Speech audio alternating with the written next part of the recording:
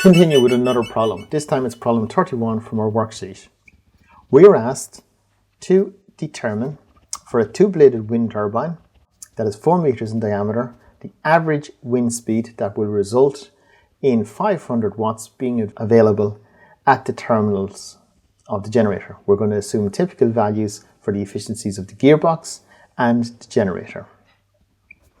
Our density of air is 1.225 kilograms per meter cubed. We're not given a coefficient of performance and we're not given a revs per minute. So therefore our power delivered is going to be a half times the density times the area times the velocity cubed times the overall efficiency. We'll assume a generator efficiency of 80% and a gearbox efficiency of 90%. When we work out the power that's to be delivered or the power that's going to be required into the wind turbine, we'll find this to be 694.4 watts. Next, we know the power in is equal to a half times the density of air times the area times the velocity cubed. Manipulating this formula to get it in terms of velocity, we get the cube root of power in divided by a half times the density of air times area.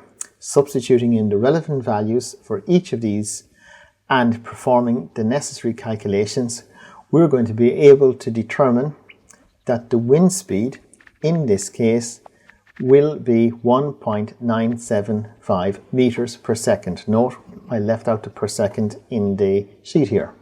In the second part of this problem, we're asked to determine the tip speed ratio for this average wind speed if the turbine is constrained to rotate at 40 revs per minute. Our tip speed ratio, and when we substitute the values into this equation, we're going to be able to determine that the tip speed ratio for this turbine is 4.24. Part 3 of the problem asks us to calculate the diameter of the turbine shaft if the maximum permitted stress or shear stress is going to be 55 by 10 to the 6 newtons per meter squared. To do this, we need to figure out what is the turbine shaft torque, which is going to be equal to the power in divided by omega. When we substitute in our values in this case and perform this calculation, we'll find that the turbine shaft torque is going to be equal to 165.776 Newton meters. And then we know that the shear stress is going to be equal to 2 times the torque divided by pi times r cubed.